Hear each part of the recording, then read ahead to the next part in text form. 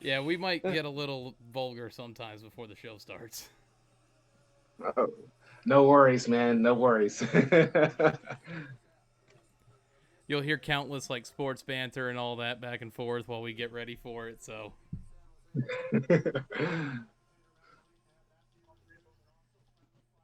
Eddie, in our introduction part of it, we're gonna have where we talk a little bit of like hockey playoffs and all that. You can't tell me you don't Okay. watch hockey. I actually used to watch hockey a lot. Um, I've been in and out of it since, but I used to watch a lot of hockey back in the day. So, but Who who's your team? I've checked in. You guys gonna laugh at me. The Lightning. Oh boy. Hey, I only laugh at you because I live in Florida and I'm a Bruins fan. How does that happen? Man, let me tell you, I went to game one, round two last year at Amalie Arena, Bruins Lightning. The amount of booze I got walking by in a Bruins jersey was insane. Like, man, we're all here for the same goal. Why y'all hate me so much? Hey AJ, drive through Columbus, Ohio, wearing Michigan gear. Yeah, I'm gonna walk through Columbus, Ohio, wearing Bruins gear. and you won't get anything. I'll just get a loud cannon in my face. There you go. All right, Oh, I'll be back. You're getting ready to start streaming there, AJ. I've already started the stream, just sharing everything out to social media and all that. All right, cool. Give me 1 second, and then I'll be ready to go. All right. Alrighty. You gotta check on the low guy. I'm just gonna do a check here real quick, Eddie. So just check 1 2 1 2. All right. Check, check. 1 2 3. Check, check. 1 2 3. Hey, who's who's Boston playing again in the conference finals Uh, in hockey? the Hurricanes right now up Okay. up 3-0 in the series. Thank you very much. Like Yeah, like I've I do anything, I just sit there and watch. yeah, I've been paying attention more of the NBA playoffs, and of course, I'm a baseball fan also. So yeah. uh, I stopped paying attention to the playoffs for basketball once I saw the puddle that Kyrie was. Oh man. Uh, you That know, as a Celtic fan, I've never hated a Celtic team more than I hated the Celtics this year. Like I would sit there and go, I hate all of you bums. yeah, I mean, I thought they were gonna go a little far further than that, but apparently not. I just and then you hear like Terry Rozier on ESPN bashing all the Celtic guys, and I'm like, come on, dude. It's not like you were starting here regardless. I Mm, mean, that's Kyrie's spot. yep. You're an Orlando fan though, so how does that all Yeah. work for you? Um, it, it's has we had our share ups and downs, but we finally made the playoffs in a long ass time. So, but yeah, I thought we are gonna make something happen against the Raptors there after taking game one, but yeah, that ended pretty quickly there. And I'm So surprised because Toronto usually chokes it away every year. yeah, They get so they close and did. then they just blow it. Yep. Yeah, but the Raptors they are leading at halftime right now. What's the score of that one? Because I honestly want to see Uh, Milwaukee move on. right now it's 59-51 at half. And usually the first game is when Milwaukee plays their worst game. It seems. So Yeah, it's been the pattern, at least for them. yeah. Uh, who else do I gotta share this to? Boom, boom. This is like the most tedious part of the whole thing. I bet. Because like when you're live streaming, there's a lot of people like personal friends of both mine and Ryan that want to see it, so you got to keep sending it to them and Hmm. post it to the personal Facebooks and all that. Yeah. Yep. Got to do all that other stuff. Now, you usually record, is it the night of the race or the night after the race? For my podcast, Yeah. uh, usually it's after, but sometimes I'll do like a little preview before the race. Usually,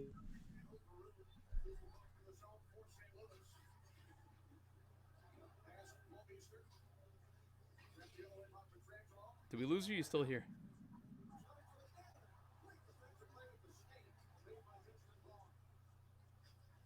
Hello? Uh-oh.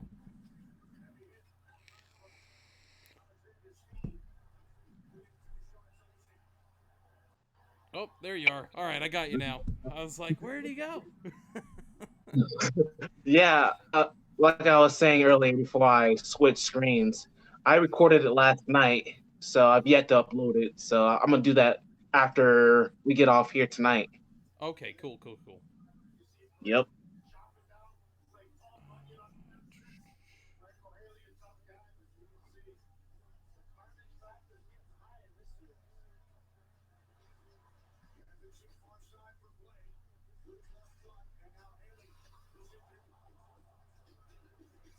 Boom, and then one more Twitter page, and then with Ron. Oh, um, sound effects. Like I got the intro song, and then all of our different sound effects.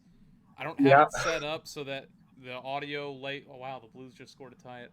Um, I've got it set up to the point where I can't have the audio of the sound effects play over on the Hangouts call.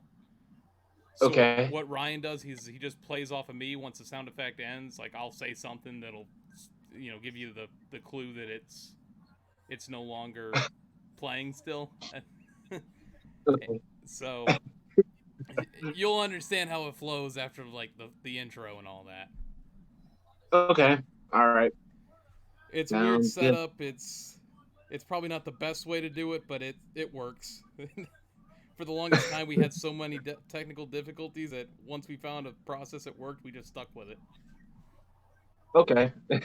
Ain't broke, don't fix it, you know? Yeah. Yeah, that's right. That's right. Now, you were doing the podcast with Mick for a while, weren't you? I had Mick on as kind of a guest because he lived. I didn't know Mick lived like 20 minutes away from me, so I had him as a kind of a guest for a little bit. I've yet to have him back on. I'm planning on doing that at some point, but yeah, he lives 20 minutes away from me in Junction City. So Oh, wow. yeah. So then I It's gotta like, ask, hey, because I'm looking in the background, I see all the Atlanta gear, and I'm wondering, how does a guy who lives in Kansas get to be a Braves fan, a Falcon fan, a Magic fan, and a Lightning fan? I was born in Georgia. Okay. So Why are you not a yeah, Bulldog fan, man?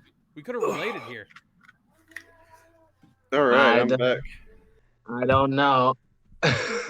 I'm a I'm a Gator fan, so sorry about that.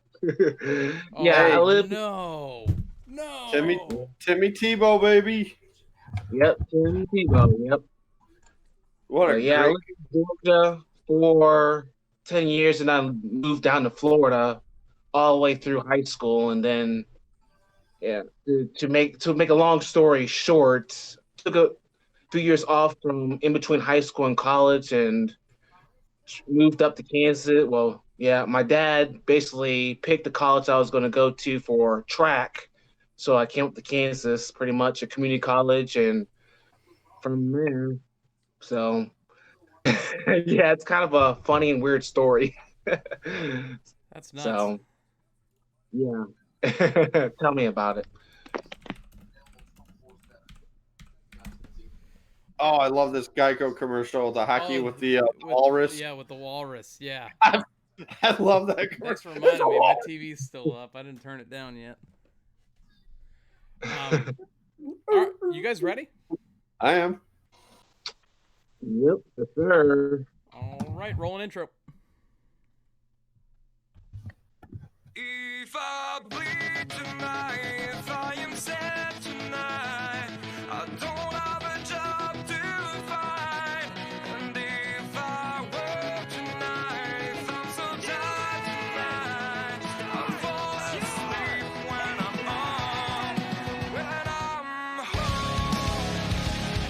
Ladies and gentlemen, welcome to episode 62 of the Loose Lugs podcast. I'm your host, AJ. With me, as always, my co-host, Ryan. Yo, what is happening, AJ? Man, what a great episode we got lined up for the folks this evening. Yes, sir. Let's introduce our first ever guest to the Loose Lugs podcast. Please welcome EG3, Eddie Grier. What's going on, man? Loose Lugs podcast. What is going on? I am doing good. How about you guys? Fantastic, man. Got the race season in full bloom. Hockey playoffs going on. Ryan's got some horse racing going on this weekend. Yeah. Let's go win. Woohoo! Where's the yeehaw at, Ryan? Oh, yeehaw! Let's go. We're going to ride some cowboys now. Oh, man, what a show we got planned for you all today. I guess we get right down to it, man. How was the weekend, guys? My weekend, nice weekend. Enjoyed some racing at Kansas Speedway this weekend. Probably some of the best racing we've seen all year, minus Talladega. Went to a birthday party Saturday and hung out with the wife on Mother's Day for her first Mother's Day. Got her a really nice necklace. It's got Logan's name on it with the footprints, and it's got like a key and a heart, so it's like the key to her heart. So my mom ended up. Yeah, very, very nice. I'll get a picture hopefully and I'll put it on the podcast page. Hell yeah, man. Hell yeah. Eddie, Yep. You had a wild weekend. Oh, it sure was.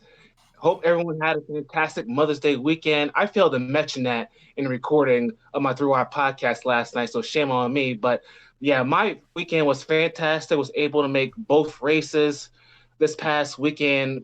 Both races were intense and very fantastic finishes towards the end of the races. So I'm very pumped on this weekend.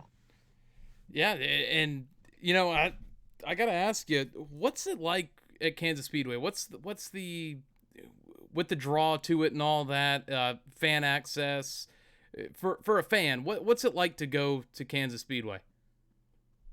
Oh man, Kansas.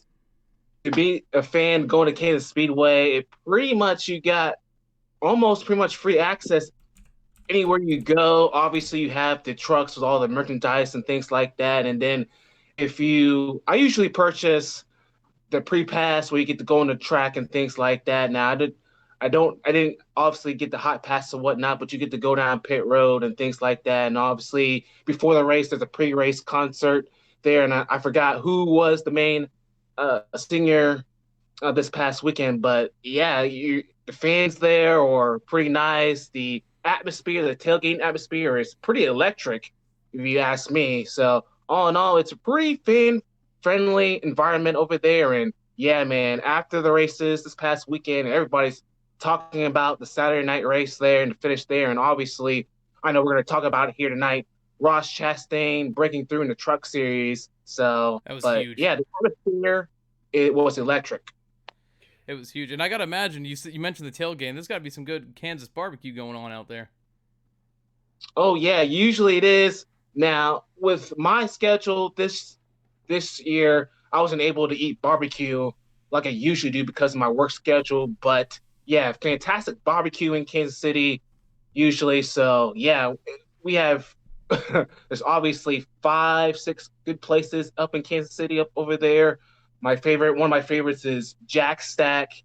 Second would be, which used to be called Oklahoma Joe's, now called Joe's. So, but yeah, anywhere you go in Kansas City, man, go hit up barbecue sometime, man. It's pretty good. Oh hell yeah! Yeah, they were definitely talking about that during the broadcast, all the good barbecue around the speedway.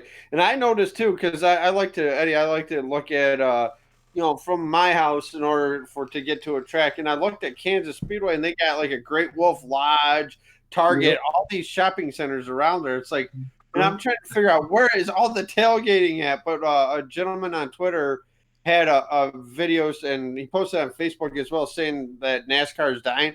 But all these, campers and all these people tailgating, and it looks like a great time out there.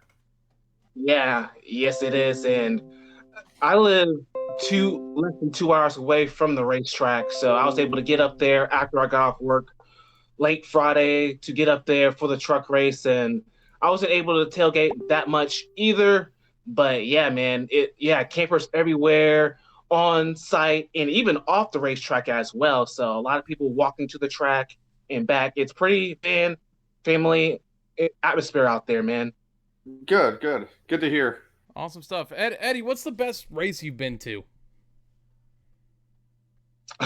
That is a very, very good question, AJ. Wow. I mean, it could be any track you've been to. Any track? Wow. Well, I got it. My favorite race is still when I lived in Florida back in the day. I gotta still say the Daytona 500 where Dale Jr. broke through and finally got his first 500 victory. I was there. I was there for that as well. Nice. I mean, I was 2004. I was like, I don't know, 6 or 7 years old then, but I was there. Nice. Yeah. Man, you guys are talking about great races, man. I got, obviously seeing Dale Jr. win at Michigan times he did, Mark Martin winning when he was driving for Hendrick, Johnson leading runs out of gas, Biffle runs out of gas on the backstretch. Martin comes through with the victory. That was an awesome race because it was my brother and I bought our dad tickets for Father's Day, and just less than a couple months later, my dad ended up having a heart attack, and unfortunately hasn't been able to go back out to the racetrack since then. But that was our driver together with our dad was Mark Martin, and to see him win, which was awesome. And then obviously the IROC race between Dale Jr. and Dale Sr. side by side going across that start finish line was awesome to see. So definitely love it. Yeah, I also got to throw in the 2 years ago where Martin Truex Jr. swept both races at Kansas. That was awesome. You're like perfectly segueing me in my next question for you. How did you come to love Martin Truex Jr.? It was back when he first, it was back toward the latter days where he was with DEI.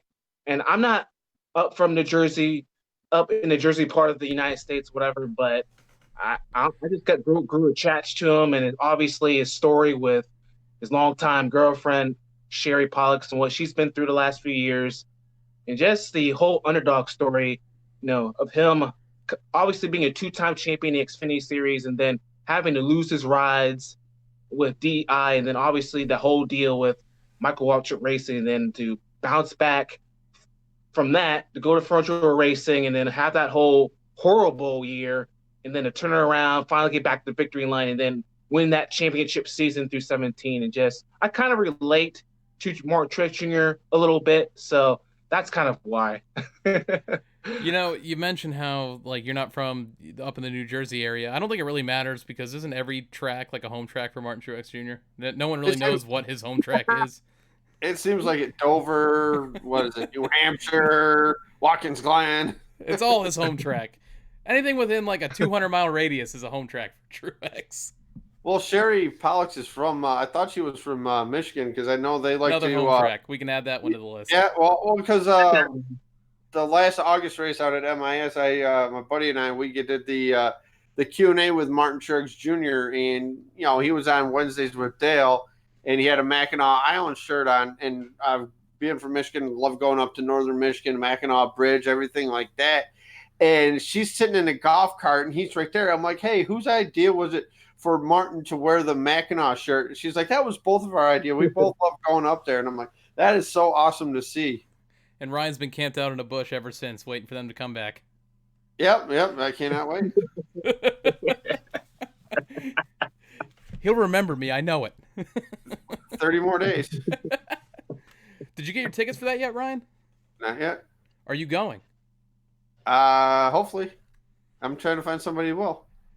I mean, I could fly out there if you want me to. If you want to, yeah. I know August for short sure. Notice.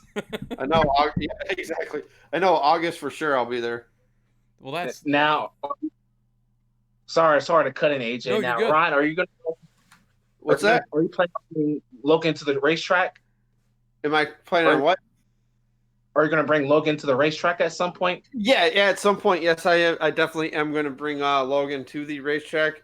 Probably going to wait till he's like 5 or maybe 6, and then we're going to take him out to the qualifying, the practice, see how he does then. If he does good, then the following year I'll probably take him maybe to the truck race that Saturday. If he does well, then the following year I'll take him to the cup race and see how he does there. Because there's been times I've been at tracks and there've been kids like maybe 3 or 4. It's just too loud for them. It's too loud. Yeah. But no, he's got his Dale Junior Nation shirt ready to go this year. So once he grows into it, it will be on the Twitter page. That's awesome. That's good stuff, man. You know what? I gotta fly up for Logan's first race. Yes, you do. You got to be up here for it, AJ. We gotta show him what tailgating's all about, even though he ain't gonna be old enough. And he won't be old enough to drive either. So you know what? You might need to bring Sarah too. Yeah, Sarah. Yeah, Sarah will have to be there. Ryan, I gotta bring it up. Yep. Seeing as how this is the point where we normally do this, how about the hockey playoffs? We got a great game going on right now. St. Louis and San Jose. Blues take a 4-3 lead heading to the third period. Yeah, coming back, they were down 2-0 to start. And AJ, I know I mentioned this earlier, and I just posted this on our Twitter page. But St. Louis is did a very awesome thing for a young lady who's been battling a form of cancer. I do believe I didn't catch the whole story, but they show a video and. The mom's like, this little girl's decked out in Blues gear, by the way. And the mom's like, the doctor says you can leave. You're free to leave. And she's like, do you know where you want to go? And she's like, a Blues game. And the mom starts shaking her head like, yes, you're going to the Blues game. She starts busting out crying. And like, this gave me goosebumps. Like the hair on my arms was standing up. They come back live to the arena. They got her on the over center ice on the big Jumbotron there. Both players on both teams were standing and cheering for this young lady. So awesome to see, man, that, life comes first than sports, which is so awesome to see. And did the Blues upgrade their seats too to a suite? Yeah, she's up in the suite. Yeah, she's up in the suite. They had the mascot up there. Jeremy Roenick, I guess, from NBCSN was up there interviewing her. I found out he's a partier this week. Yeah, oh yeah. But yeah, it's cool to see that the organizations and like that's why race fans or race drivers are so awesome too. They could do a lot of things like this as well with charities and organizations. So yeah, I mean, look what Kurt Busch has been doing this year with the veterans. Yeah, that's awesome to see. Yeah, it's all great stuff. From the home front, yours truly's Boston Bruins up 3-0 against the Carolina Hurricanes. Sorry, I know some of our podcast listeners being out of North Carolina are Carolina Hurricane fans. Oh yeah. Hopefully, I told you at the start of the series, AJ, I thought the Bruins had it in 5. Well, it's over tomorrow night. You're going with it's over tomorrow night. I am going with it's over tomorrow night, unfortunately. Just because I'm trying to be humble here, I think Carolina wins tomorrow, but the Bruins win the Prince of Wales Trophy at home. On Saturday? On Saturday. Which it's supposed to rain, which means I could get rained out of softball, which could be a beautiful blessing.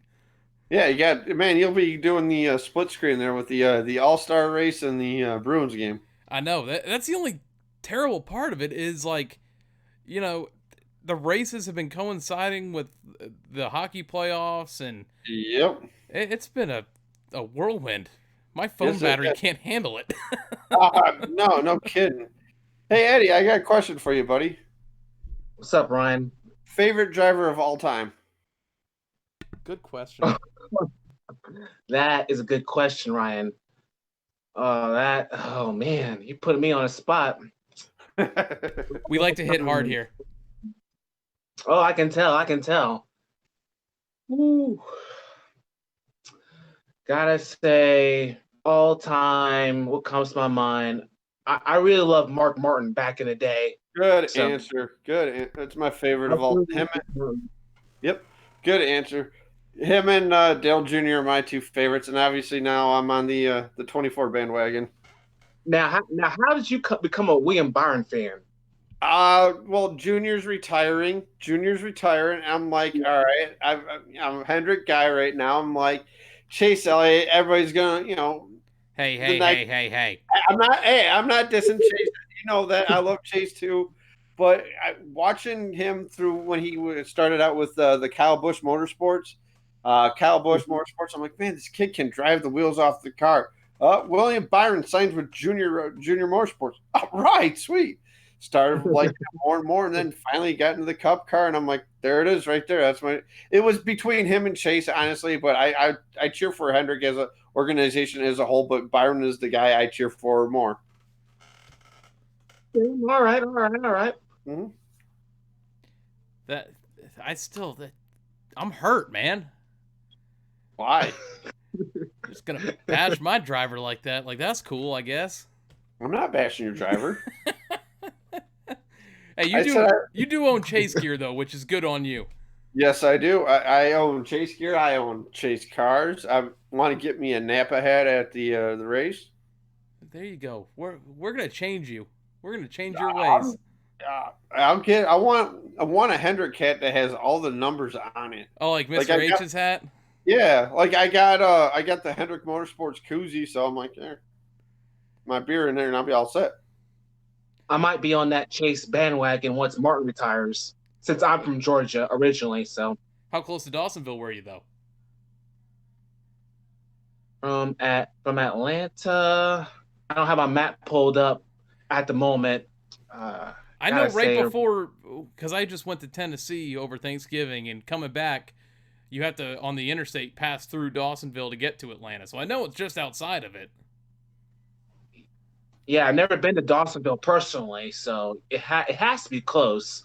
But I don't know the approximate time to get there. What I was getting at was that could kind of be like your hometown driver. Yep. You go from the driver with the most hometown tracks to the driver from your hometown. Yep. Oh man. Atlanta to Dawsonville is an hour. I just pulled it up on my MapQuest right now.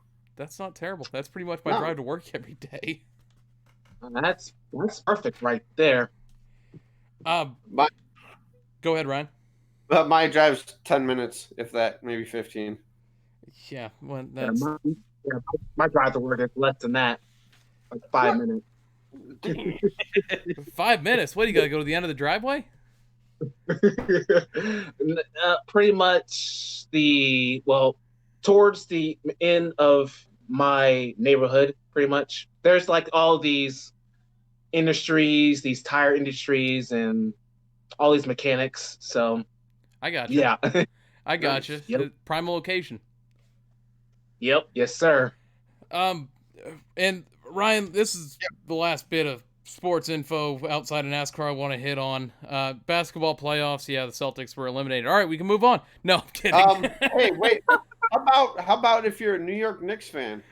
Oh man, that guy who got the Zion tattoo with the Knicks logo on it. How stupid does he feel today? That's not happening. Well, there's now reports coming out that saying Zion might go back to college because he doesn't want to play for the Pelicans. I don't blame him. I don't either. I mean, ouch. I only say that though because you look at Anthony Davis and you see all the everything going on behind the scenes this year, just right out in the public view. Does Zion really want to go into that right now? No, not at all. Why would you want to go? There's so much pressure on you if you go to the Pelicans. Yeah. Oh, yeah. You know what the thing is too? Zion could go back to school because he's already making money on his shoe endorsement. So he's still getting the money. So. Nike does owe him a little bit of change after that that thing last year in the tournament or this year. Well, but I don't see anybody beating Golden State. I mean, I'd like to see Milwaukee do it. So I said that earlier this week. I think it was actually on our podcast page. I said, well, now that the Celtics are out, time to dust off the Steph Curry shirt. Yeah. Now, I kind of have bad news for both of you guys right now. I'm following the Raptors and Bucks game 1 of the East Finals right now, and after the Bucks got up close to the Raptors there in the third quarter. Right now, the Raptors extended their lead back to 10 over Milwaukee. It's in the middle of the third quarter right now. That should be a 6 or 7 game series. And by the way, how about that shot Kawhi hit the other night in Game 7? The dude sat down and had enough time to sit down and watch it go in. It bounced, 4 times off the rim before it finally fell? At least. Yeah, 3 or 4 times, and it went in. People were doing the Mario. Doo, doo, doo, doo, doo, doo. And I think I don't remember it, like, I've only seen the clip maybe once or twice, like, in its entirety.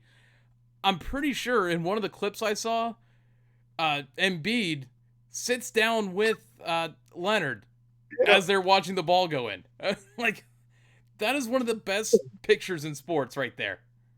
I have a problem too, though. You know, after the game, you know, Embiid's emotional, he's crying and everything like that. I have a problem with people going out there and, you know, they're posting memes on it. This guy cares about winning. He cares about that team. Yeah, exactly. Really? You're gonna knock a guy for, you know, wanting to win, to want to get his team to the next round, to the Eastern Finals.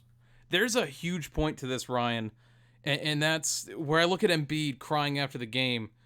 I look at Kyrie Irving's post-game interview after Game 5. So Embiid's sitting there in tears that his team just lost. Yeah.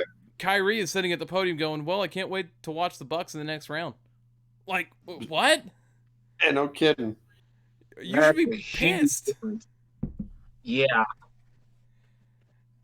That's So- Exactly. Where's Kyrie go next year?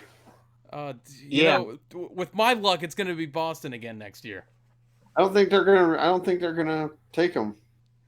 I hope they That's don't. what I think. That's what I think. What's that? What do you think? I don't think Kyrie's going to come back. Well, In my opinion. if he goes anywhere, it's going to be wherever KD goes, if KD doesn't stay with Golden State. That's been kind of the rumor lately, at least on the radio stations, the sports radio stations here, at least. Yeah, there was people saying that watch Kyrie now go to the Pelicans with Anthony Davis and Zion. Hey, what if Durant looks at this and goes, maybe I should reevaluate my options here. Maybe I should go to New Orleans. Yeah, exactly. You know, you got Zion, you got Anthony Davis, and if they bring Kyrie in, like, that should be... Kevin Durant wants to play for the Knicks, and that's just, like, the hometown deal and all that. Yep. But when you look at an opportunity in New Orleans, like, you can bring that team its first title. Yeah. That would be interesting to see. We'll see if Zion decides to stay or decides to go. He's getting drafted, man. You ain't going to turn down that money. I don't know. Unless the shoe company, like I said, unless the shoe company's making, more money. You're going to sit there and tell me that you're going to look at all that money that New Orleans is going to throw at you for your contract, and you're going to say no and go back to school? I'm taking the money every time, dude. I'm taking that money. Yes, sir. Give me the green, man. Go on, take your money and run. All right. With that being said, out of all the sports we've just covered, we do have a NASCAR races to dissect and go over and some news this week. What do you say, guys? We get into some gas and go. Cool. Let's go.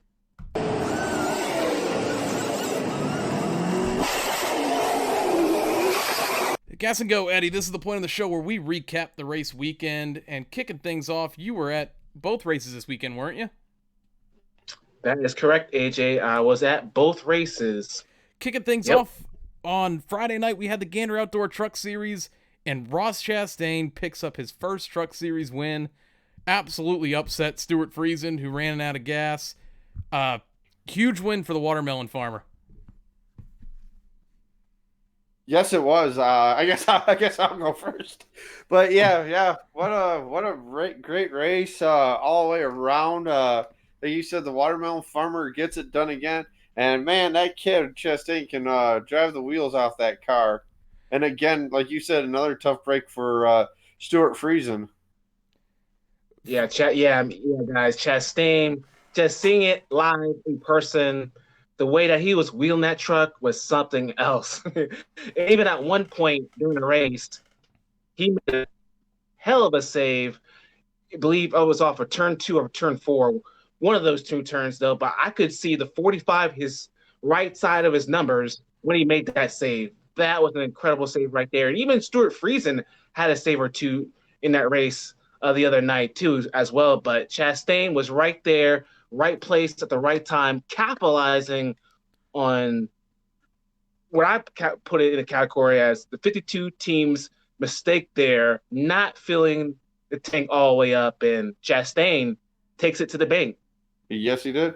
There was a miscommunication, I guess, between the crew chief and Friesen, where they thought it was going to be a 2-tire change, but it was supposed to be a 4-tire change, and they only got the 1 can of fuel in. And the save you were talking about, Eddie, was right off of turn 2, and like 9 times out of 10, that truck goes around, and what a save by Chastain. Yeah, with Chastain winning and seeing what happened with Stuart Friesen, I can't help but think Stuart Friesen has like the unfortunate events qualities of like Denny Hamlin, Kyle Busch, and Kyle Larson all combined. Or the Detroit Lions. Like even Chase Elliott before he got his first win. Like it was the same thing. But see, the thing is, once Friesen gets that win, AJ, like you said with Chase, they're gonna, they're gonna start piling up. Yeah, and yes, they are. I like how you threw the Detroit Lion reference in there. That was a very subtle, good one right there. Thank you. We have another guest here on the podcast. If not, I called this show going 3 wide, but now we're going 4 wide with the cat. Oh, we can't really go 4 wide there. I got plenty of 4 wide. Oh, yeah, you did, dude. The racing this weekend was out of this world. Nice Motorsports picking up a huge win. Ryan, I know you wanted to hit on this. Natalie Decker, that wreck on the front stretch. Yeah, and I'm going to dive more into it a little bit later on in the show. Yeah, all right, that's all I'm going to say. So, what do you got on that, Eddie?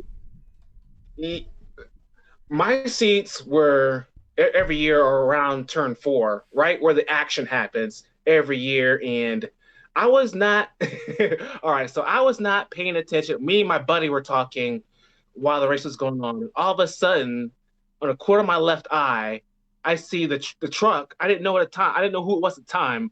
Just go airborne, and all I see was the N29 sponsor logo, and I knew immediately it was Natalie. And I've had the opportunity to have Natalie on the Throughout NASCAR podcast. Very, very sweet girl, but man, she's had some kind of rough luck this year so far in that truck so far. And luckily, thankfully, she was okay. But man, she's had a rough go of it so far this year. I'm just gonna put it under first year woes. It's a totally new vehicle design for, racing in the ARCA cars and all that. I'm just gonna chalk this year up to the rookie woes, if you will. Yeah, like you said, AJ, getting familiarized with the new equipment. The tracks are way different. The trucks are a little bit faster. The weight of the truck. Yep. Yes, sir. Yep. 100%. Yep. All right, your stage winners in this one. Once again, Stuart Friesen absolutely dominated this race. Almost had it covered up until he ran out of fuel. First and second stage go to him. Race winner Ross Chastain. Top 5 in this one: Ross Chastain, Ben Rhodes. Thank you, Ryan. I win that one. Todd Gilliland, Austin Hill, and Brandon Jones. Ryan, I forgot who you picked in that race, but I know when I saw my guy finish second, I was like, oh, I had to have won. I'll tell you here in a minute. I picked Riley Herbst. Yeah. I think he had a top 10. Yeah, he finished 9th. Herbst finished 9th. Yeah, and how about sorry to cut in here again, but the trouble for Johnny Sauter there early in the race there. Yeah, they showed that on TV what it's broken. I had never seen that happen before.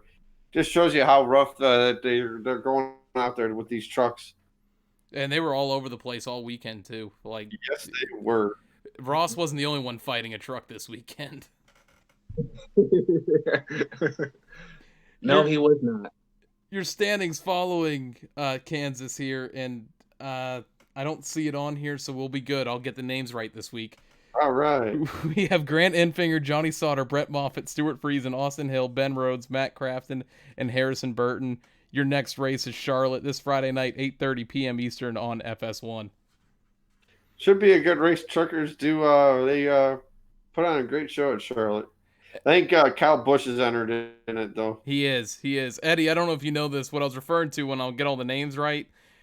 Every time I write the last name of the drivers down. And every time I see Jones, I'll say Eric when it's not the Cup Series. And then when it's the Cup Series, I'll say Brandon. It seems to happen every week. Yeah. And speaking of Grant Enfinger, he and Brett Moffitt had a little episode there coming off of turn 2 there. What do you guys think of that? Was that just a racing deal, one of those racing deals, or Just a racing deal. That's how I see it. It's just a racing deal. Yeah. Oh yeah. But I also had to listen to it on the radio, so I didn't quite get all that was going on there because I wasn't home for this race. So I didn't get the full detail of what happened. Yeah, it's just a racing deal though. I went through and watched it again earlier this afternoon.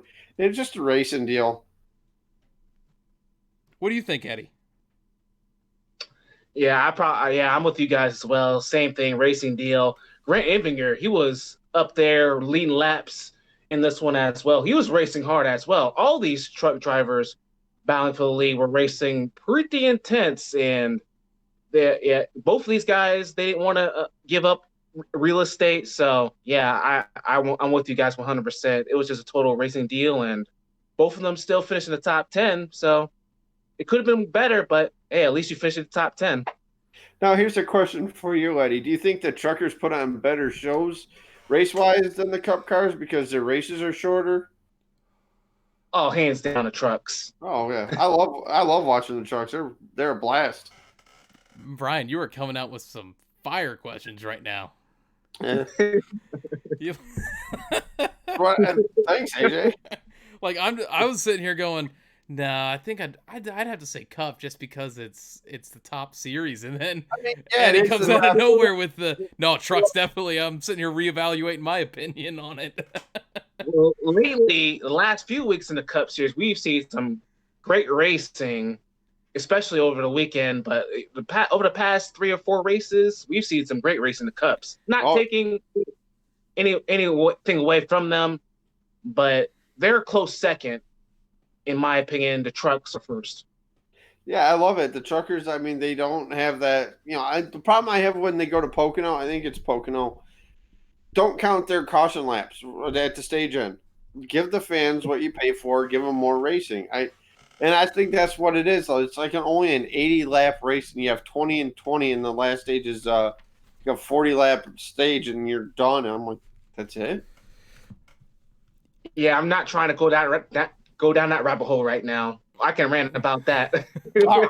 Hey, I'm right there. I think even in all 3 series that the caution laps at a stage end shouldn't count, but I don't think they should either. I really don't. I mean, like you thinking like tracks like Daytona, Talladega, and you're knocking off 3 or 4 laps from those races, like, come on now.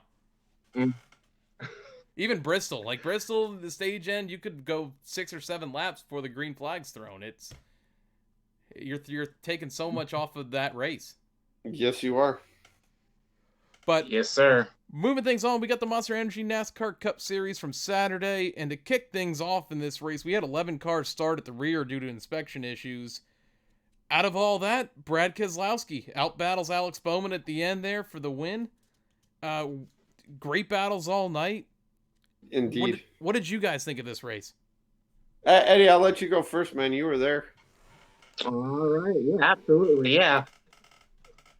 From the time Saturday afternoon when I landed both feet on Kansas Speedway, when I learned the news that 11 teams failed inspection, pre-race inspection, I thought to myself, well, this is going to be fun. And it was, seeing those cars start from the rear of the field, Chase Elliott, Kyle Larson, Eric Amarola, and a few others, Mark Trix Jr., those guys move their way through the field. Chase Elliott, every time me and my buddy, my friend is an Alex Bowman fan. All right. So every time we were looking, we saw Chase Elliott making moves up to the field. That was fun to see that. So, but all in all, 3 wide racing, no pun intended. Sometimes 4 wide racing off of turn 2, and just the cars, the paint schemes, under the lights. Man, the race from start to finish was absolutely fantastic there. And Brad Keselowski, in my opinion, I talked about it a little bit on my recording of the Blue Ride podcast. Again, no pun intended. Sorry, guys. Oh, you're good. Shameless plugs are okay here. Yes, they are. Brad Keselowski, in my opinion, came out of nowhere. At one point in the race, he was, even though he was still on the lead lap in stage 2, he was on the verge of going a lap down this race. But again, Paul Wolfe putting that car in position late in the race to give Brad a shot to win it. Absolute fine job. And Keselowski making the pass on Alex Bowman there before one of the final cautions came out. Just a fantastic race there. And very, I would say, towards the end, 2 drivers not happy with each other. I'm sure you got that on the rundown sheet somewhere. But, oh, no, fantastic race. It just what I thought was pretty cool to go from, you went from Dover where you had drivers complaining that once they got up to a car they couldn't pass, and then you look at Saturday night's race in Kansas and you saw that battle at the front at the end of stage 2 there between Chase and Harvick. It was like a tale of two races right there. Like it was totally flip-flop from the week before. Yeah. The racing all weekend, as I've already said, was solid, but just it seemed like those Cup cars this weekend, you could put them anywhere on that track, and it was great battles. How about Clinton Boyer getting a little pissed off with Eric Jones? Yeah, exactly. Yeah, the thing is too though, like AJ, you just mentioned it, the racing. I for out of the mile and a half with the new package, this was the best race. Texas was number 2 on the mile and a half package with it. But like, it might have been because of the cooler temperatures. Wasn't it kind of cool there, Eddie, on Saturday night? Oh, yeah. From where we were sitting at, me, my buddy, and a few other people, it felt like it was winter up in them stands. You had Please to dress send that warm. here. You had to dress appropriately. But, yeah, it was cooler temps out there, and them drivers were putting those cars right, were threading the needle 3 wide, being aggressive with them. As AJ, like you said there, I thought the race changed there where Chase Elliott there, in my opinion, it went back to the fall race last fall at Kansas there where Harvick there, the dominant car, he makes a mistake, the team makes a mistake on pit road, Chase Elliott running with them all afternoon long, capitalizes on that. I thought it was going to be the same thing here on Saturday night. Chase Elliott, one of the fastest cars of the night there. Harvick there. I listened to the Race Hub podcast earlier this morning, and I think it was Michael Waltrip said that Harvick came down the pit road. Now, obviously, I didn't watch the television version of it. I'm going to have to go back at some point and look at the television version of the race. But he said there was a bag, whatnot, on Harvick's of the race car in that pit. Yeah, there was a bag on his car, and possibly a tire. He said had going down. Same with the 18 later on in the evening. So well, the 18 did that to himself. All right, let's put that out there right now. But you know what? Out of everything that we said, Ryan, last week about Kyle Busch's comments after the race, yep, to see him what he did there towards the end of that race, where he split the middle, went 3 wide, right across the front stretch. Oh yeah. Hey, steal, man, steal. You know what I'm referring to when I say steal. Yep. You couldn't pay me enough to do that in that situation. That was such a small gap. The fact that he only came away with that with a tire problem was amazing. I thought he got caught for speeding on pit road too, and they go to his audio. Yeah, they go to his audio in the in car, and he's like, "Well, this is what happens when you make a comment." and because he thought NASCAR's out to get him. And I'm laughing my rear end off, and Sarah's like, "What are you laughing at?" I'm like, Kyle did Kyle things and threw NASCAR under the bus, and now he's getting a speeding penalty. And I'm like, he didn't get fined at all for saying the comments he did, and to each his own. And I was laughing hysterical at it. I'm like, no, Kyle, if you're speeding, you're speeding. Yeah, pretty much. The section we were sitting in, yeah, we were having a kick out of that. It's just a JGR problem, I feel. Just the pit road speeding issues between Hamlin and Kyle.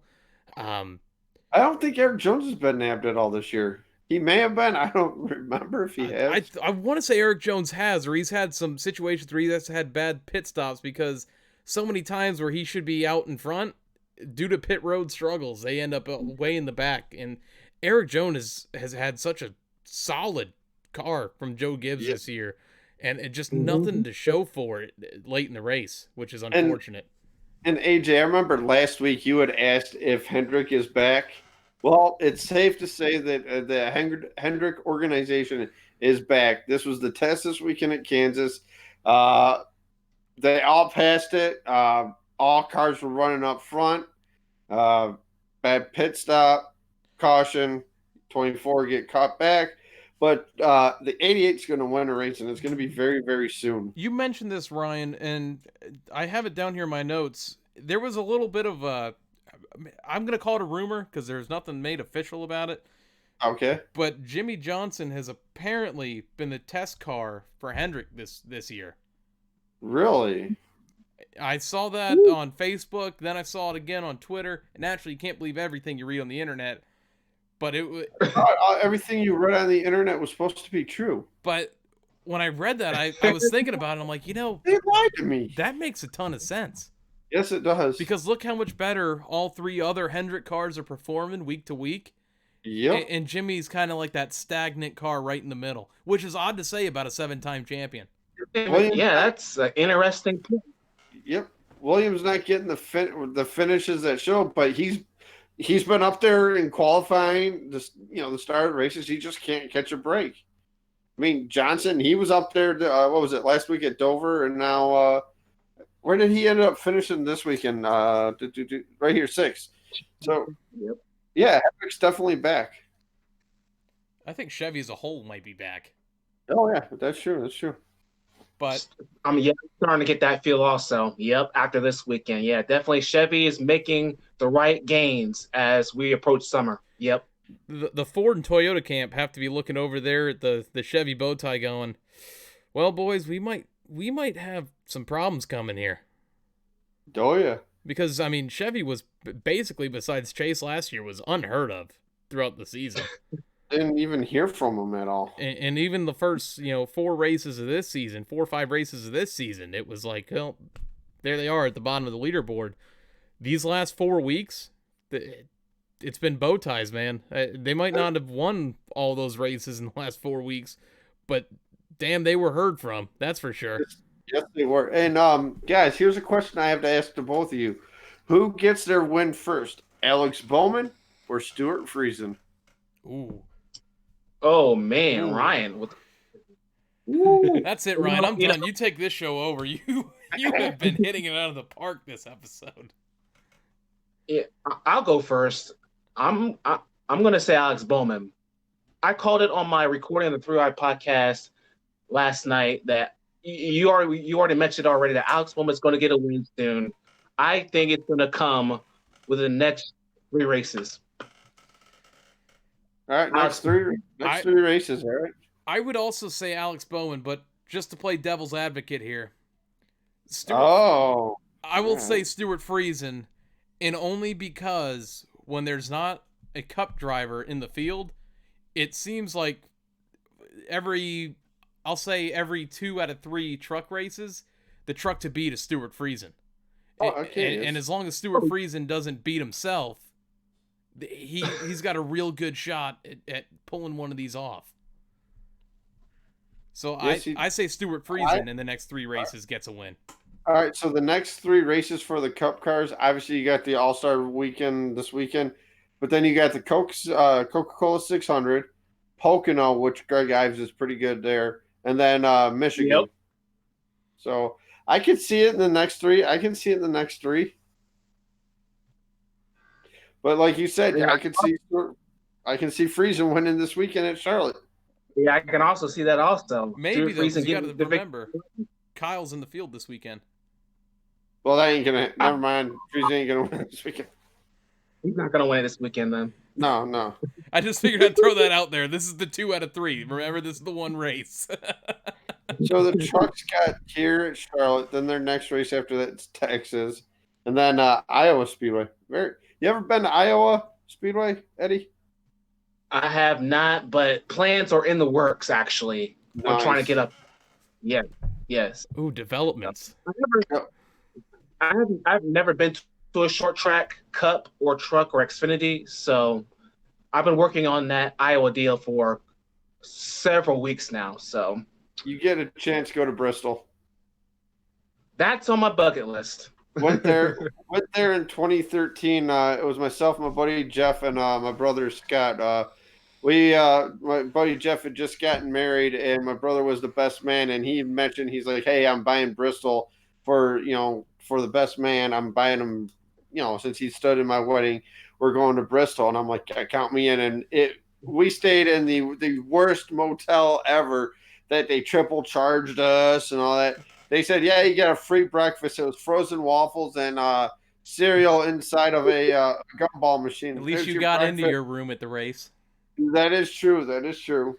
I went to the Coke Zero Sugar 400 last year. Didn't even get in the room for an hour after the race. What? Yeah, that was lovely. And then when you get told over the phone, you kind of just got to give it a lot of force to open the door. No one came up to help you open it. Yeah, it was an awesome experience. Nothing beats a NASCAR weekend. Hey, you just gotta use a little force. Yeah, you gotta push it and then wiggle the door handle while you do it. And I'm like, there's gonna be people around here thinking I'm breaking into this place if they see me do this. Oh man! Wow.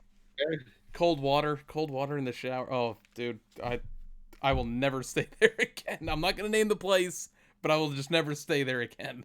At least you had, man, the water pressure in this hotel. Yeah, Barely. I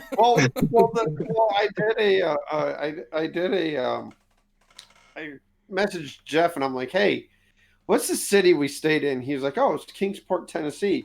And I'm like, "All right, if I can find the Kroger, I know where the hotel is." Well, the hotel's no longer there. I'm like, Oops. yeah.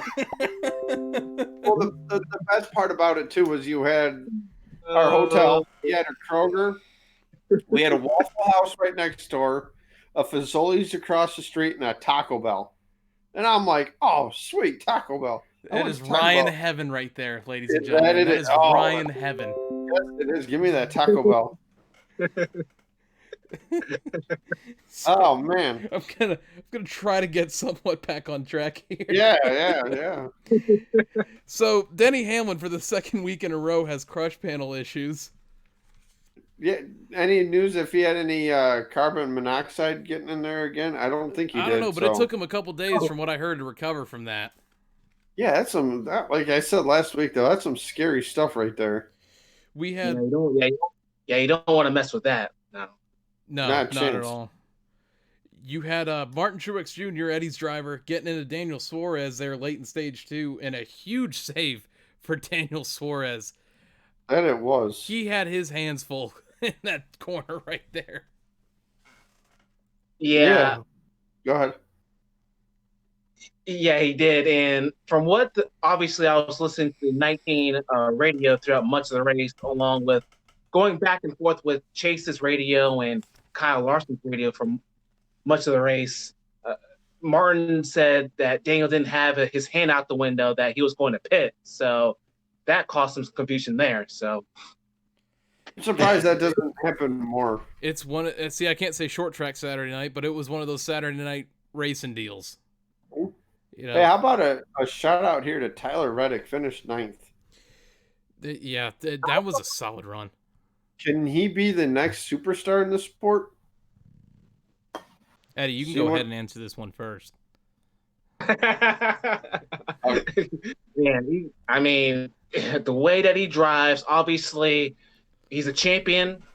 This is the champion Xfinity series. You saw him win Talladega a couple weeks ago. The way that he was aggressive, I love his aggressive style. Of course, he can. Like a drive like that, starting mid pack and being right there. He was at one point of the night. He was in fourth. Yeah, oh yeah. In his definitely, I see Tyler Reddick.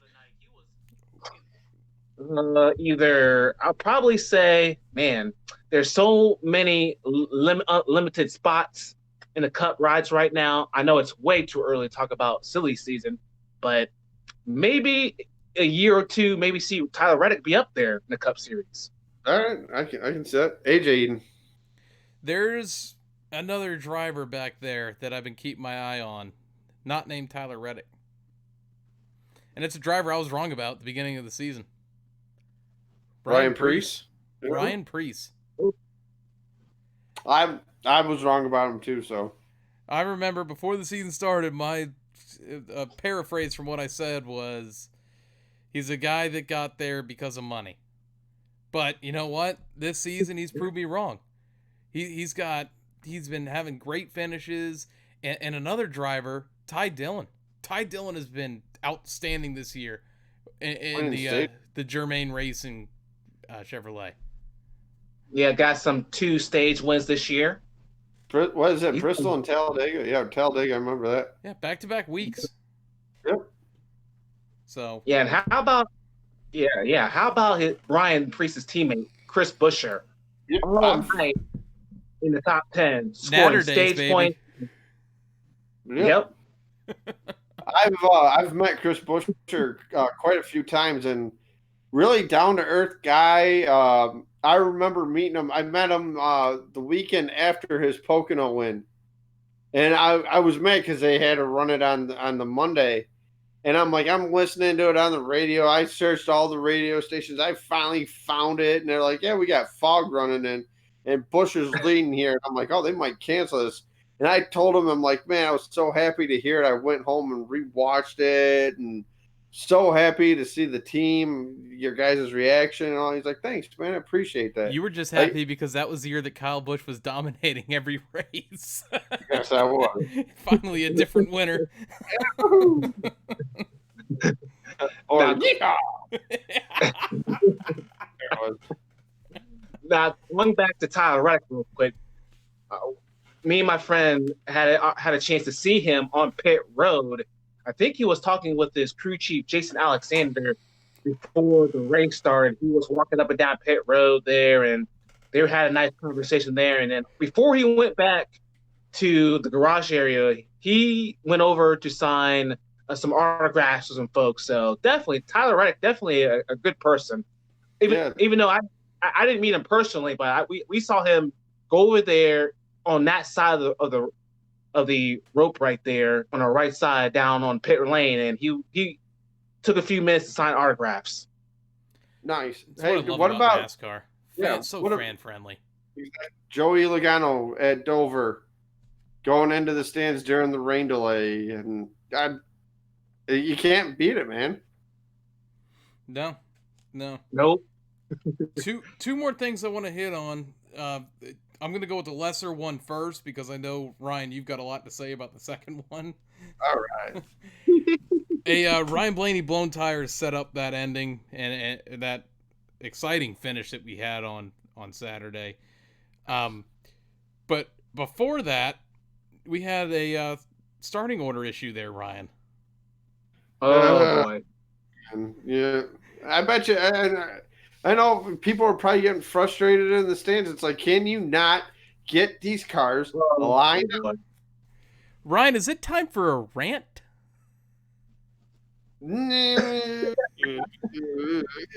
Some part one, yes. It totally, you know what? Going through work today, so I'm at work today, and I'm like, what am I going to rant about on the podcast? And there's something I'm going to rant about a little bit later, but now you bring this up, and yeah, it's time to do a rant. Seeing as how I brought it up. Yeah, I see now that AJ brought it up. How can you not get the order right? 48, you're in front of the 13. The 13, you're behind the 48. Or the 24, you're in front of the 9. The 9, you're behind the 24. How hard is that? You don't get lined up, your laps won't count. We have electronic scoring for a reason here. Let's put it to use. Exactly. Maybe the technology is not good enough for electronic scoring. They're still on Windows 98. Yeah, well, time to upgrade your Windows program. You know what you need is you need a guy in the stands with a pencil. Like when you go to a ball game, you see a guy in the stands always writing down the score. Why don't you do that? There it is, Eddie. You got to experience a Ryan's rant live. We're gonna have number 2. Yeah. Oh, Yes. the best one is the whole Danica one getting right featuring the camera. Jeez. Oh my gosh. Oh, it is gone. Oh, but yeah, your stage winners in this one. First stage, Kevin Harvick. Second stage, Chase Elliott. Race winner, Brad Keselowski. I mean, I'm glad they finally got it. I'm glad they finally got it fixed. But Jeff and I were going back and forth. It's like, how long does it take to set the damn order? All I know is I'm at Hooters after a softball game because I had to watch it all on my phone. And I keep seeing little message blips come up from you getting pissed off about the starting order thing. Yep. And I go, oh no. Yep. But all in all, a great weekend at Kansas. That it was. Yeah. Kind of adding on to that, Ryan. There's been a couple of times. That's probably the third or fourth time this year that NASCAR's had issues with the starting order. They got to get something figured out there. I know Steve O'Donnell. I listened to him this morning on NASCAR Race Hub, the podcast version of it, and he was talking about it. They're gonna have to get that figured out. They're wasting laps. Yes. Oh yeah. They're valuable laps too of that. So, Yep. Just give me a second here. Yeah, it just But yeah, I'm glad they're discussing what they need to do, but with the issue, it's like I remember back in the day when there was a caution, you're lap down, you have to race back to the line, you have to beat the leader to the line. I understand 110% why they freeze the field now because of the safety issues, getting to the drivers. 100% agree why they don't race back to the line. I think we have too many variables, Ryan. Yes. You throw the caution out, so the first lap around, lead lap cars can pit. Second lap around, wave arounds cars can pit if they want to, but then some of them who get their lap back end up taking the lead, not realizing they can't take the lead there. Exactly. We've got guys who pit after the wave around cars that are either a lap down or not a lap down. They pit, they restart in front of them. They're not supposed to start in front of them, so they got to start behind them. There's too many variables. If you're a lap down, let's get rid of this wave around crap. Yeah, I'm on board with that. If you're a lap down, you're a lap down. End of story. Ryan, we had a point in that race. Ryan and Eddie, I get used to like the way I normally say it on the podcast. Keep the free pass, though. Keep the free pass. Oh, yeah, keep the free pass. But we had a situation on Saturday where we had 7 cars come down to pit road. They come back out. Well, now we got to figure out the lineup order because Eric Jones thinks he's in the lead now, even though he's not. The wave around just ruins everything. Yep. And Joe Gibbs was right in front of that NASCAR official. This guy should be leading. My guy should be leading. By the way, San Jose just tied the game with an empty net. Yeah, I saw that nice tip, and Logan Couture, I do believe, will get credit for the goal. Good name, by the way, Logan. It is nuts. This is a nuts hockey game going on right now. Oh yeah. But yeah, it's time to do away with this wave around because it doesn't really help the cars that take the wave around. Unless they get a quick caution and then they can get back in pit road. Exactly, because then you're out of pit cycle. Exactly. Get yourself some 4 fresh feel goods. 4 fresh feel goods and a can of Sunoco race fuel. Yep. I listened to a lot of the MRN broadcasts this weekend. I can't get that out of my head. Oh, yeah. Or you listen to Larry Mack. No, then it's fuel. So Eddie, there's a question I have to ask you. What is it that the drivers racing too hard. What is your take on that? Are they racing each other too hard, or Oh boy, oh boy, oh man, You just get thrown into all of it. I don't like it. It goes back to last year, the playoffs, and Eric Almirola, whining about, Joey Logano's already moving on a homestay, why I'm racing too hard. I mean, come on, you're getting paid money to drive a race car. Not only that, you're getting paid to win races. That's what you get paid to do. If you're not doing that, then what are you driving for? I mean, this is what I don't understand about. I didn't know about this until I hopped on NASCAR.com later on about, what happened here with Eric Jones and Clint Boyer? We saw it right in front of us, and I thought that was a heck of a save there by Eric Jones there. I thought he was going to wreck in front of the field right there, but he managed to hold on to it, and Clint Boyer whining about, you cut me off, this and that. I mean, it's the it's the final laps of the race. Eric Jones is contending for a win. Clint Boyer's contending for a win too. But Eric Jones is right there trying to pass Bowman and Keselowski. And what do you want Eric Jones to do? Move over and let him pass? Heck no. You want to race hard for the win. That's what these drivers, cup drivers, mine on with you, get paid to do. Not get moved over to the side. Now, if it was earlier in the race, I might give Clint a benefit of the doubt. But late in the race with less than 5 laps to go, not only that, it's overtime, and you're whining about Eric Jones cutting you off. I'm not a big fan of it at all.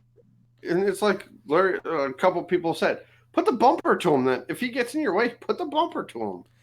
Let's face it here. If you don't want someone to race you too hard, you go take up some go-kart racing or, I don't know. Like, I mean this, and I know I got a lot of people on here who like drag racing. I'm one of them. If you don't want someone to race you too hard, go drag race. Because then you don't have to worry about anyone blocking you or getting in front of you and not letting you pass. I mean, you race in the Cup Series for the premier stock car racing series. Like, really? We're going to complain about people racing us too hard? Exactly. Oh my gosh, I'm so sick and tired of it. Yeah, I'm tired of hearing it. Dale Sr., guess what he would have done? Get out of my way. Use that bumper. Just meant to rattle his cage a little bit. Yeah, exactly. But, yeah, and then Clint Boyer regrets after the race, like, I should have moved him over. You damn right. Why didn't that go through your mind then?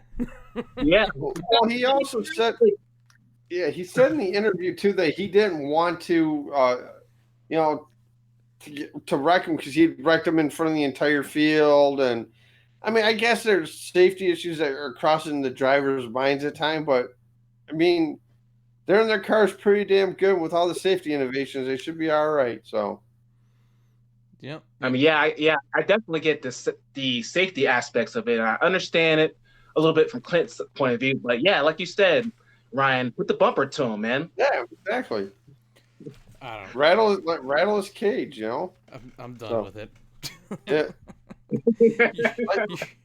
like we've all said, you're paid to drive the race car. You're paid to win the races. Go out there and do it. Exactly. Your top 5 in this one, Ryan: Brad Keselowski, Alex Bowman, Eric Jones. See, we got it right. This week we're set. Chase Elliott, Clint Boyer.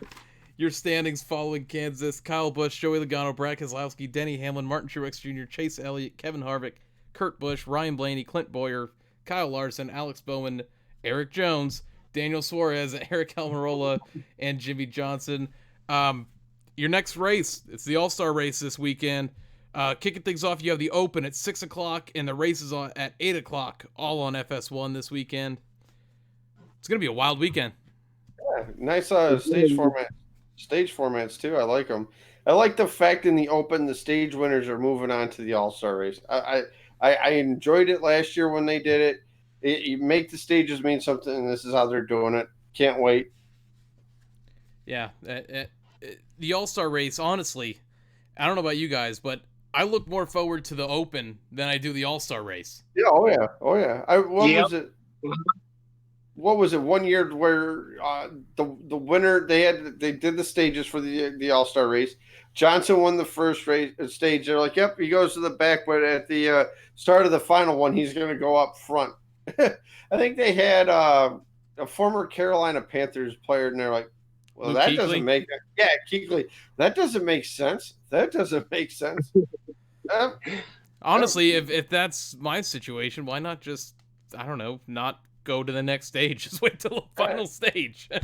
If you already move on to the final round, why not just do that? But yeah, definitely going to be a fun All-Star weekend. Yeah, I'm definitely looking forward to it. Definitely, for sure. All right, fellas, let's move on to some news of the week. Tire rub. All right. Left side. Pull this left rear fender out, left side. Tire Rub's playing the show where we go over the news from the following week. This is a kind of a big one. The ratings are up 7% from last year for Kansas, which it was looking like it was going to be a down year. With the rating increase, and Eddie, with you being there, did you notice any difference in fan attendance this weekend? I'd probably say a little bit more probably than last year's spring May race. I'd probably say, but yeah, definitely. I mean, the crowds there are usually pretty good out there in Kansas City. So I definitely would notice. I probably would notice a little bit, but yeah, I would probably say, yeah, a lot of fans were out there this past weekend, and they enjoyed themselves to what was a fantastic weekend of racing. Yeah, the stands look full on TV. That's for sure. I mean, you've seen a couple empty seats. I mean, that's to be expected now. But yeah, great turnout though at Kansas, especially with, like you said, poor weather conditions. Yeah, and also Fridays, I noticed a good turnout more for the trucks Friday night than last year. So definitely fans they're definitely into the trucks. It seems like, we were at a peak in 2001 before Dale Sr. died. And I know a lot of people put this on it, and I'm not one of those who think that's the reason for the decline.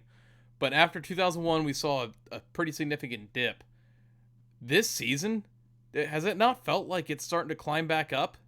It just seems like we're more of these tracks that we've been going to this season that haven't had too good of crowds as of late. The stands on Sunday look absolutely full.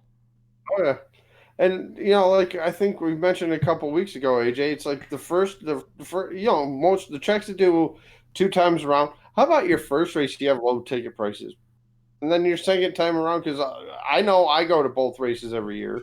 At least I attempt to go to both races every year, but majority go to both races. I like the way you think.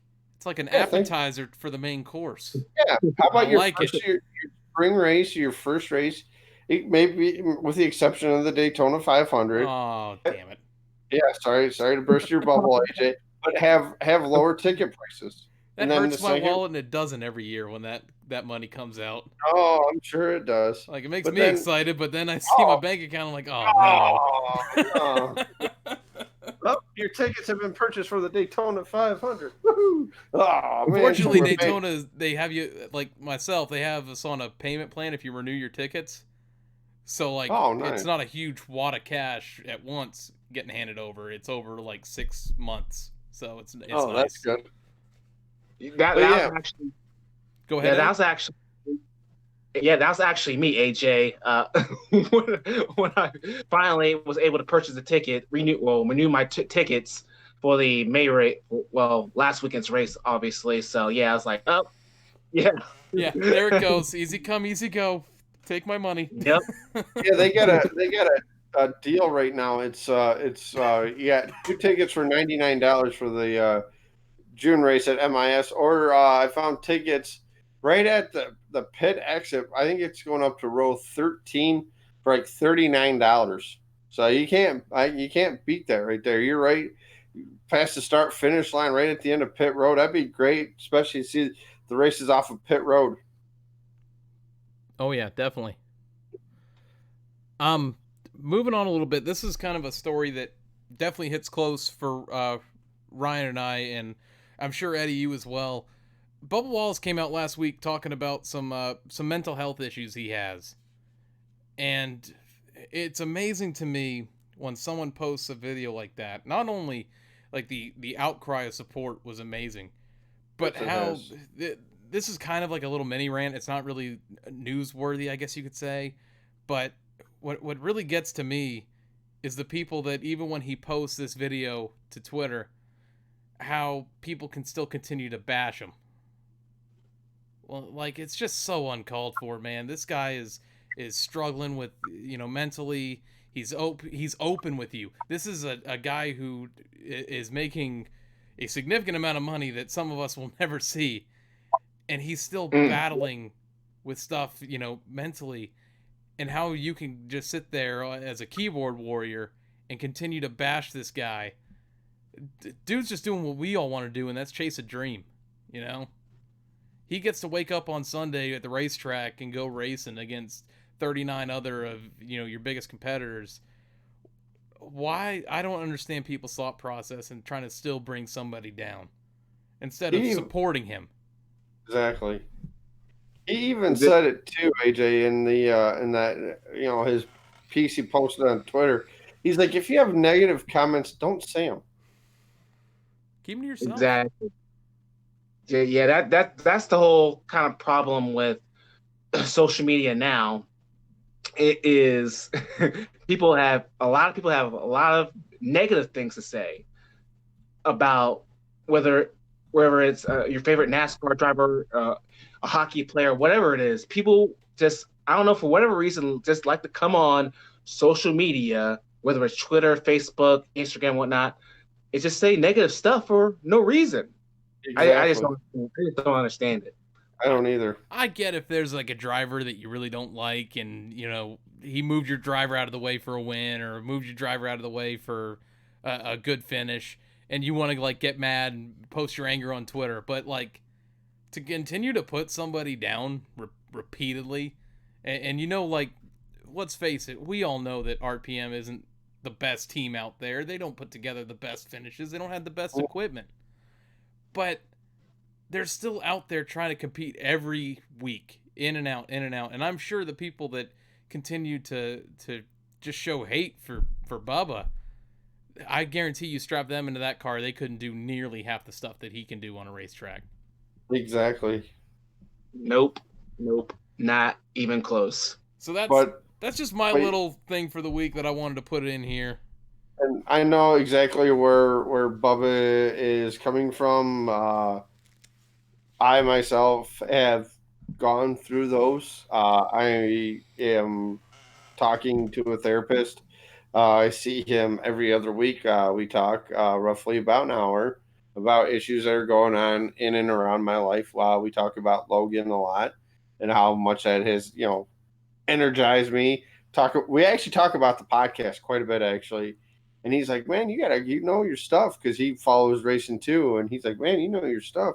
But yeah, I go like once every other week. It seems like I've been going. I do appreciate the shameless plug you put in at your therapy sessions. To be honest with you, you know what? It works. Well, we got to get a little business card put into the little Take One business card stand they have there. Well, because he asked me, it was the second session. He's like, what are some of the things that make you happy? And I told him sports. I mean, I do a podcast.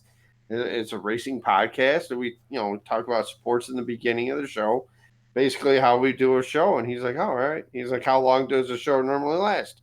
Like anywhere about an hour, 10 minutes, maybe a little longer, depending on the weekend, stuff like that. But yeah, I, decided, it was time for me to talk to somebody, and I ended up doing it. So, and right now, the wife wanted me to do it, and it's one of the best decisions I've ever done. Yeah, good for you, man. Anything to help it. Yes, Eddie, do you got anything you want to add to this?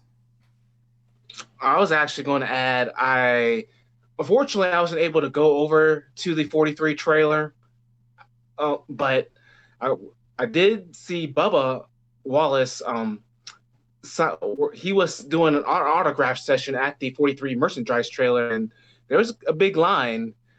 And unfortunately, I was able to go make it over there because me and my friend wanted to go somewhere else, but unfortunately, but yeah, he was over there just signing autographs and chatting with kids and folks, just signing away, and just he seemed to be in better spirits over the weekend. So yeah, I mean, I didn't get to hear his press conference.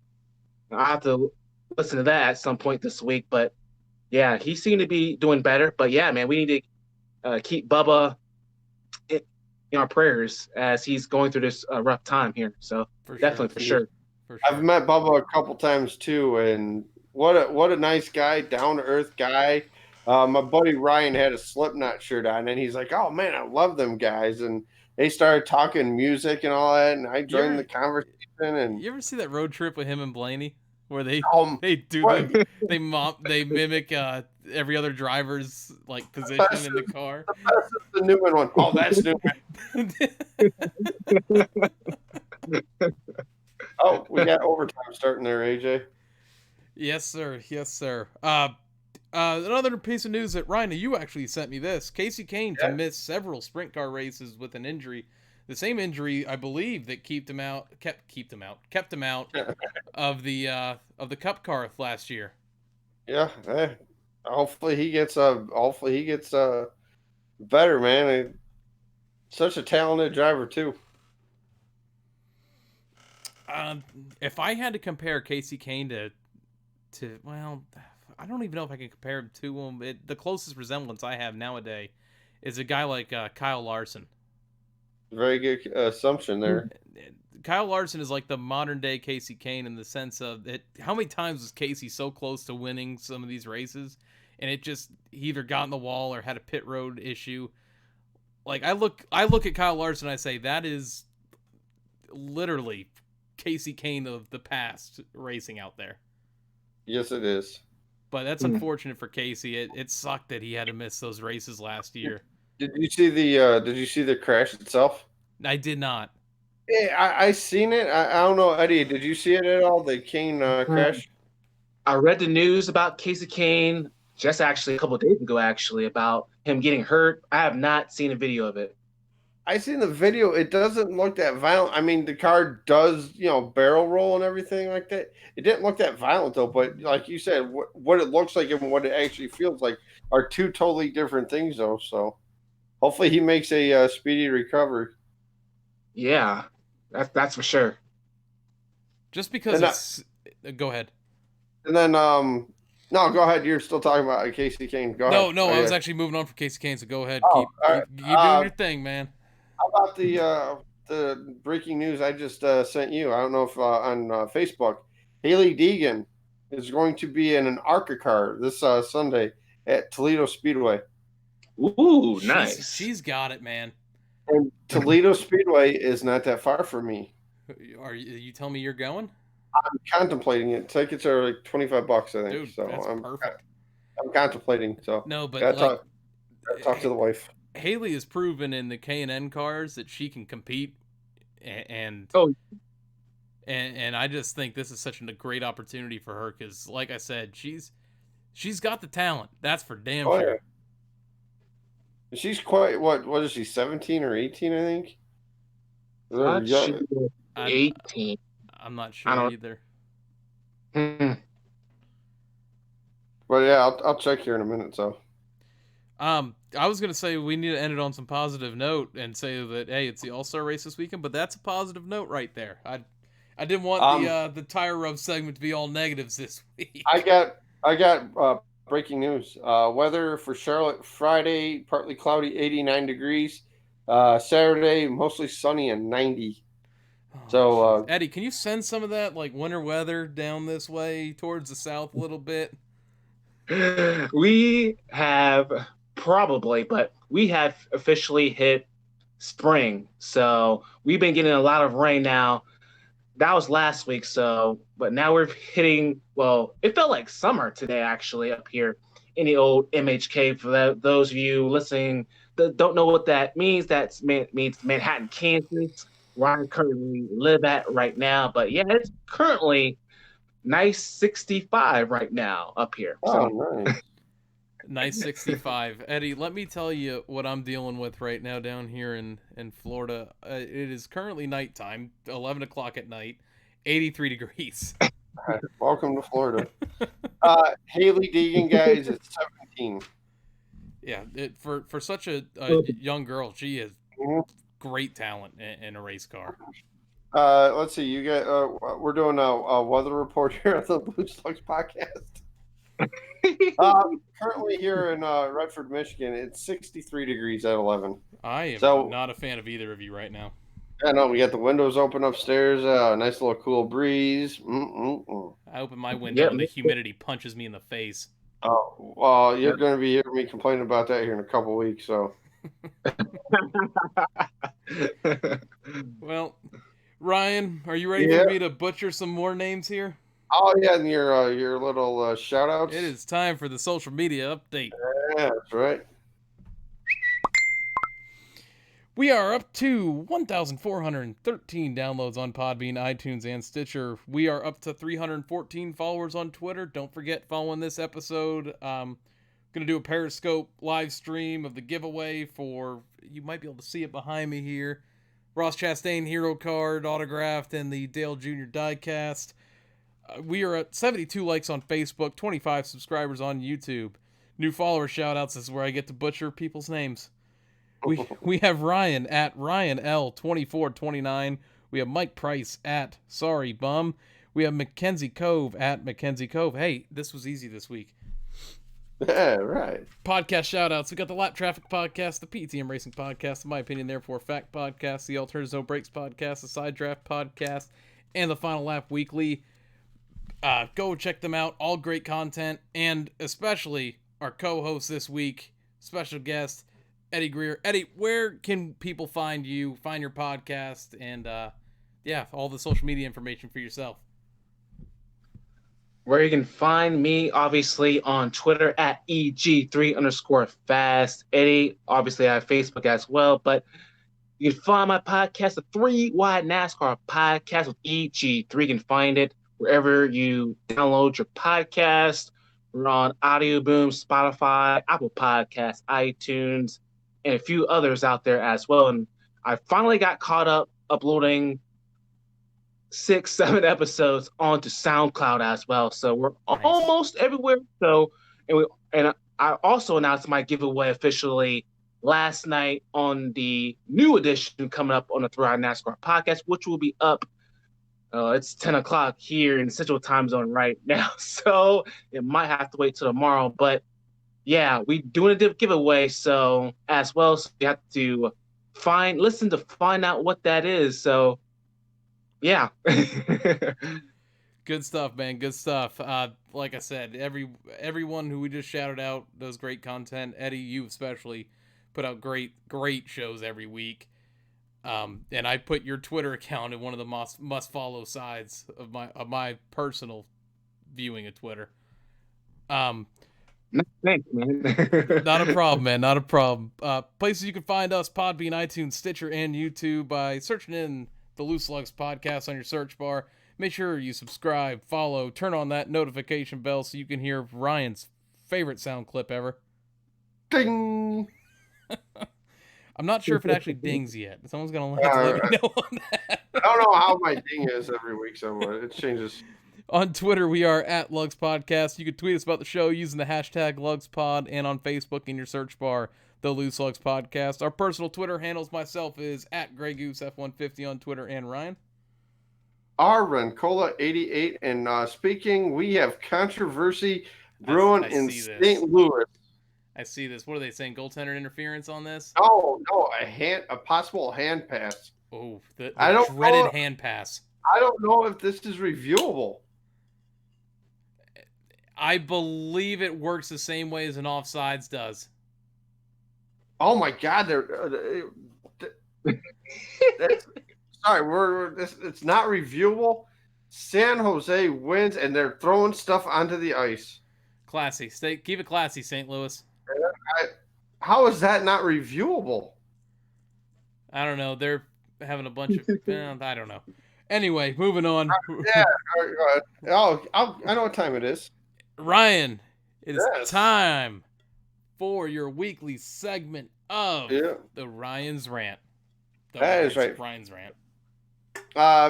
St. Louis just guys. I hope everybody had a wonderful Mother's Day weekend. I know Eddie mentioned that.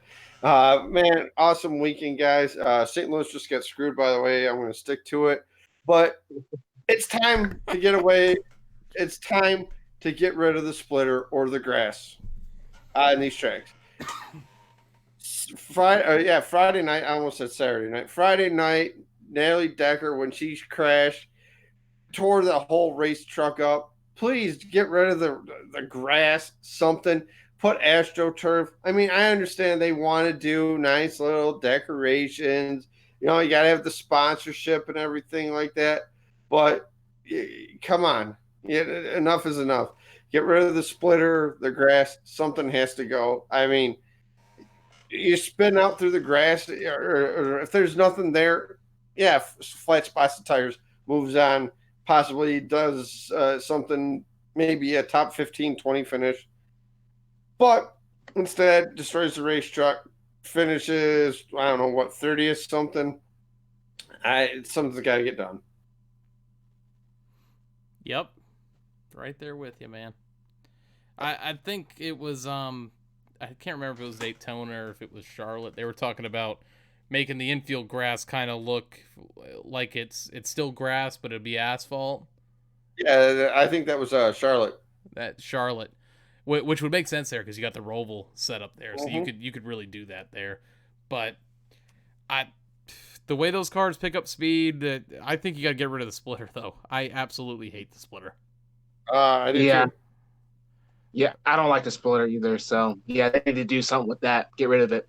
As soon as those cars seem to hit the grass, it's over because that splitter is going to curl the nose in underneath the car every time. The worst part about it too. The worst part about it too is how she got in the air. Yeah, because it's like not a catapult, but like a ramp. Yeah. So, But, yeah. Eddie, would you like to lay down a rant on the Loose Lugs podcast? I actually sort of did with the whole Eric Jones and Clint Boyer whole deal racing too hard. We had an Eddie's rant earlier. Yeah. Yeah, so I don't have anything else to add, to be honest. But yeah, I pretty much ranted about that. So there you go. There we go. Eddie, you had a rant on the Loose Lugs podcast. It seems to be the home of the rant via podcast. Twitter's probably blown up about this Blues play, AJ. I don't know if you what's your take on this? I mean, I saw the replay of it while you were giving your rant, like the slow-mo. yes. I don't know if he ever touched it. Yeah, You don't really get a good angle to see it. I don't think he ever touched it because the puck never looks like it changes direction until it hits the ice. That's still got to be reviewable. It's a playoff series.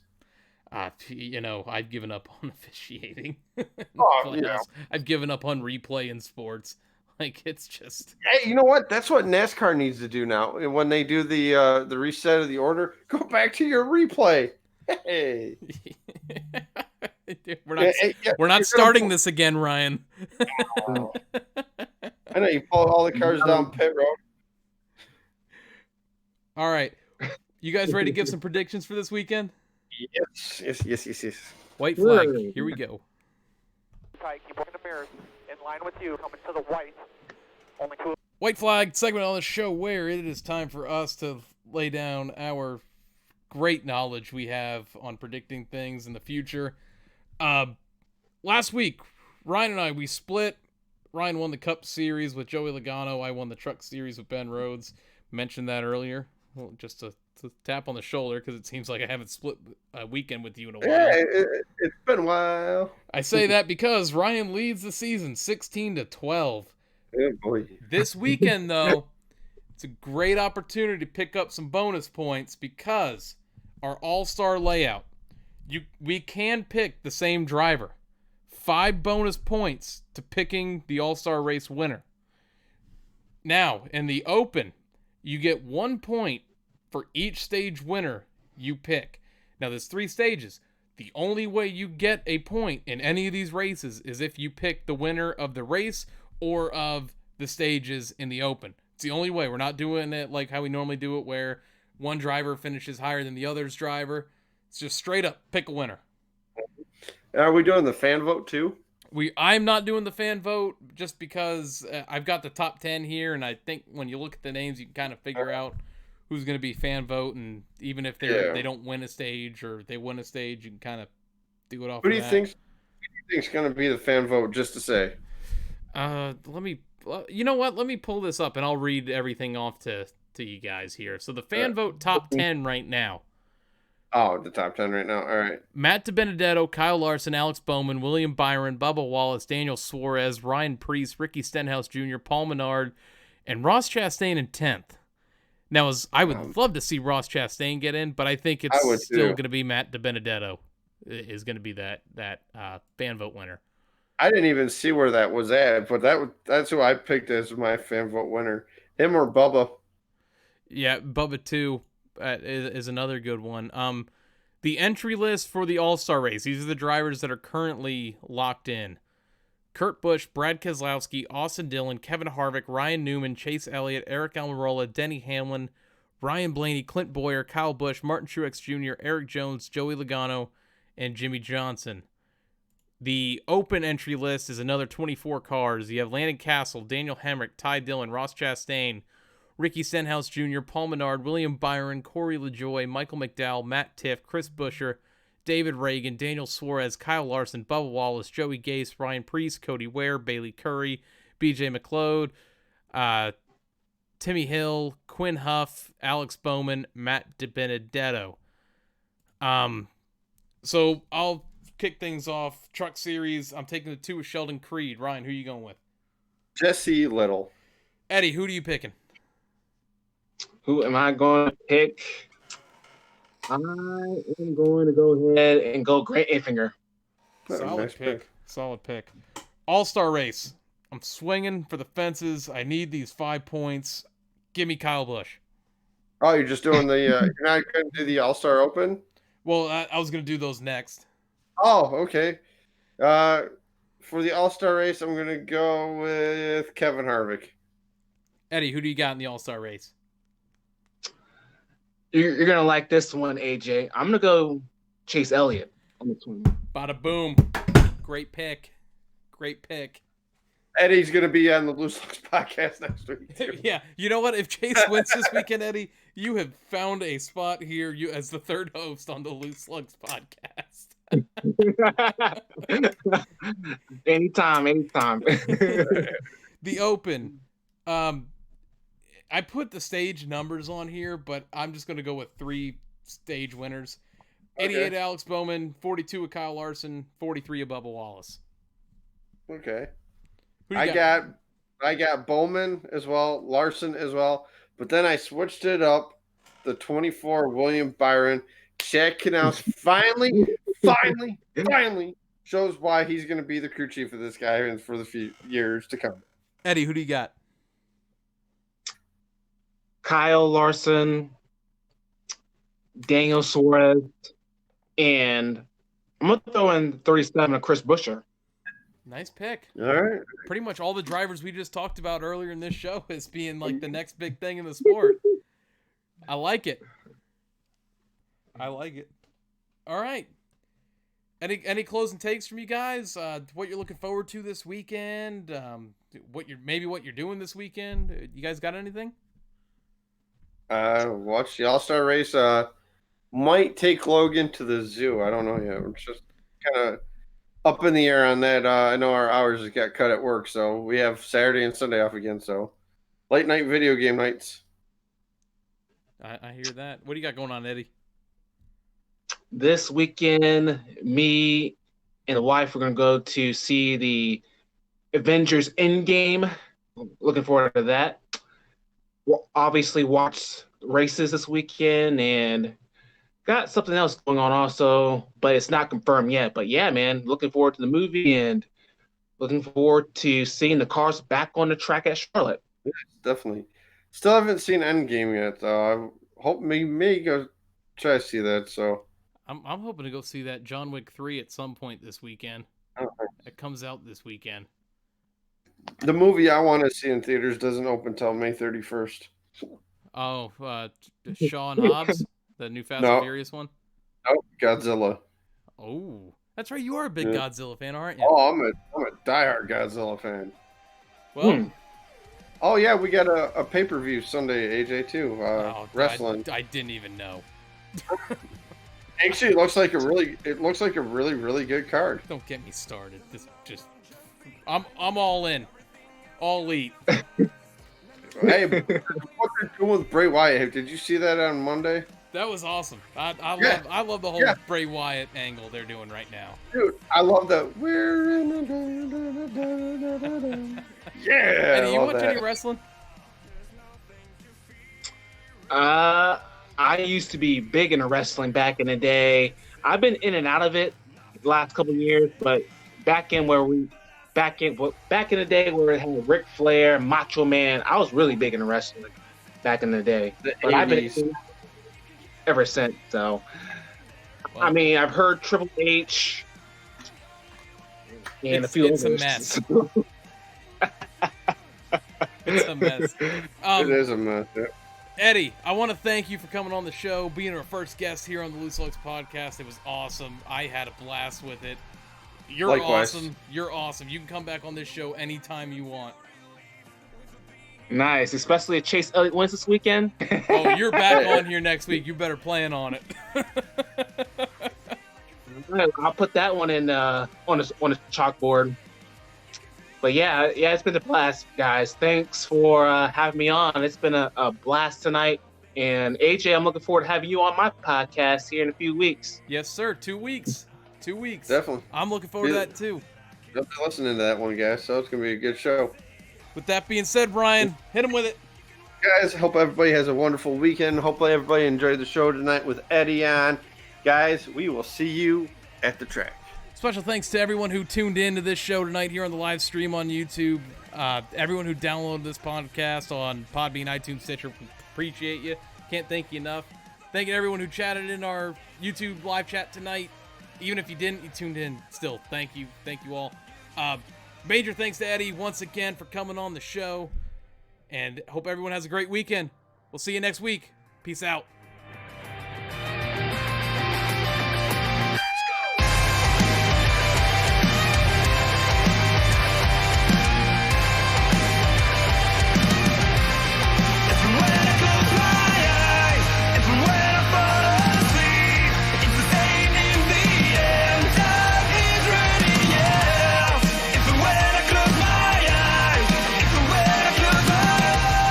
There's nothing to fear along the way. There's nothing I could say.